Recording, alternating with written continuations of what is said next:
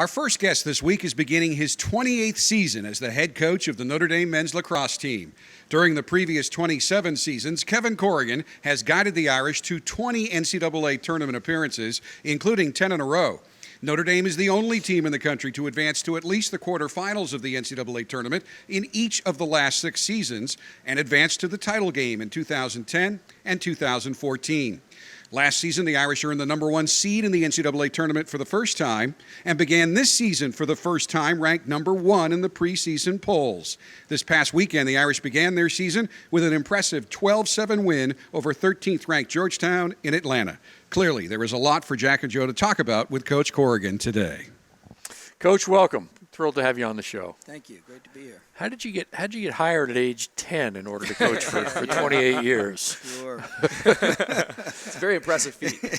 First game is in the books. A successful start to the season. What'd you learn? Well, the first game is always so informative. You find out something about your team. What was it? Yeah. I was pleasantly surprised, and that's probably not something I usually say after a first game. But we were a little more prepared for things than I thought we were.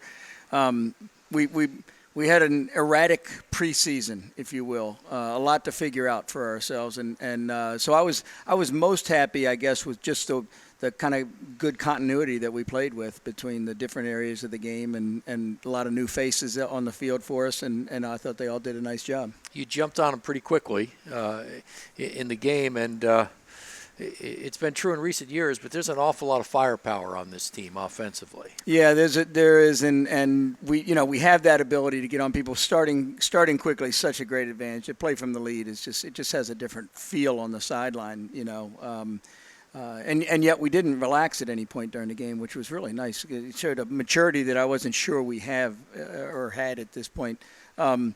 But we do have some firepower, and when you have guys like Sergio and Cav and some of them, we didn't go into the game worried about our knowns. We worried about our unknowns. Sure. We lost 5 guys who had essentially started for 4 years, and those are deep holes. They're not just holes; they're deep holes. And it's been so long since you've had other people in those roles that you kind of haven't groomed the next guy in some ways quite the same way that you do when there's that more consistent turnover. So I was concerned about some of that, and that affects those great players, because those other guys have to make plays that in service of those guys being able to hunt their plays, You said you were pleasantly surprised by the way you started. I don't know if we were also surprised, because you've had such tremendous success early in the year. In the past few years, you've been something to the effect of 25-5 or something along those lines.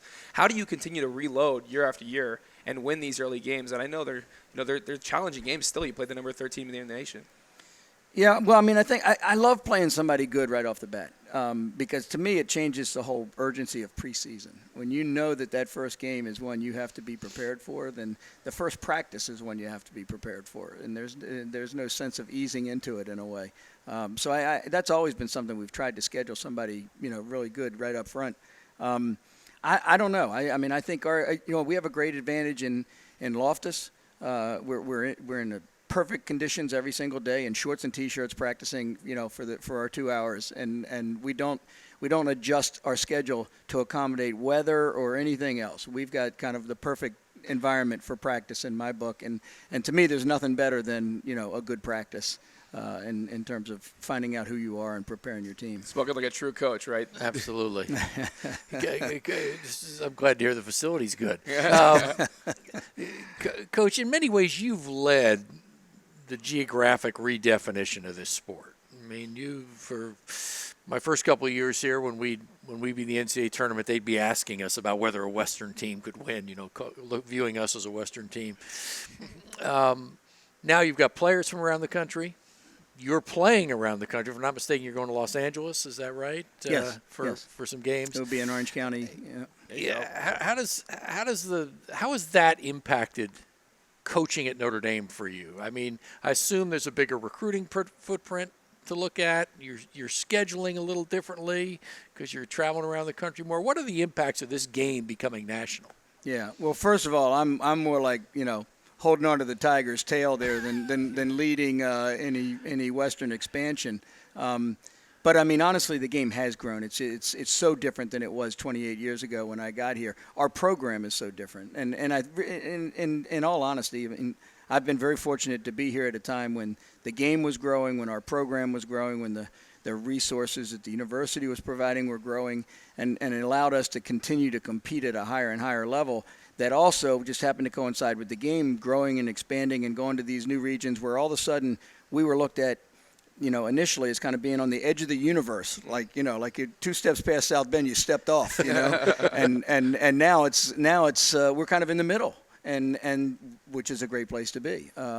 And so it's made it kind of a fun thing, but we always tried to use it as a strength. We always said, look, if we're on the edge, that means we can see in both directions, and we can watch the game grow and help it grow in those areas, and we still can see everything, back east of us and what's going on there. So I think we really have been in a kind of a fortunate position and fortunate timing to see it all kind of come together.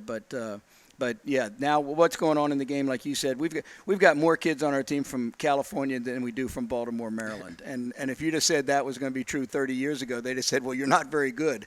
So. This is probably a bad question to ask you of all coaches, but it strikes me that when any sport grows that fast, one of the fundamental challenges is officiating. It absolutely is. And I mean, it's honestly our game is being hurt at all levels by a lack of officiating and coaches. Yeah. There's an inversion there's so many people playing, and 2 generations ago, the people who'd be doing a lot of coaching and officiating now, there just weren't that many people in the game, and so naturally there's not enough of either of those 2 resources, and that's probably the biggest thing right now that's a challenging to our sport continuing to grow is, who coaches all these new youth teams. There are a lot of fathers out there picking up a guide and looking up and we do all these videos that we put online, because we're trying to help coaches like that who are all over the country saying, look, I just need a drill. I'm out there. I look like an idiot. My kid knows more than I do. I want to be able to have a drill to give him. So how is that immense growth and that rapid expansion, these coaches that don't know what they're doing, how is that affecting your recruiting process, trying to find the best players? If there's no continuity in the coaching realm, so you can't talk to a trusted coach, how are you kind of finding these players in California rather than the hotbeds of Baltimore to find a play for your team? Yeah, well, it's always been interesting to me that whether a kid comes from Baltimore or whether he comes from Utah, some kids have a sense of our game and some don't.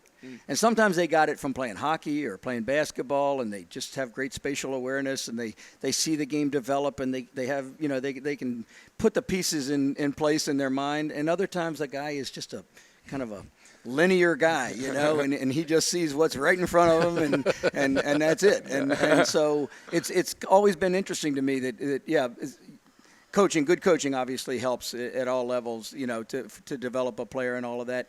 But you can kind of watch a guy and see what his sense and feel for this game is. And if that guy has that good sense and feel for it, then you can get that guy to be a pretty good IQ guy in our sport. So is that something you're looking for in that recruiting process? It's probably the biggest thing we look for. It's right. I'm talking to my brother who's here this weekend. We've been talking about what we value in a player versus what some other people value. The 4 things you evaluate guys are, their physical ability, their stick skills and shot and that kind of thing, their IQ for the game, and then the intangibles. How competitive are they? How poised are they? How, all those different things. We value IQ almost above all else. You have to have a certain amount of athleticism to play at this level. You have to have a certain amount of skill. But if you have great IQ, we can find a place for you because you make people better. Those guys are multipliers. The guys in our game who really have a great IQ, they make everybody on the field better. And most times people don't even realize how they're doing it or why they're doing it. They're in the right place when somebody needs them as a release.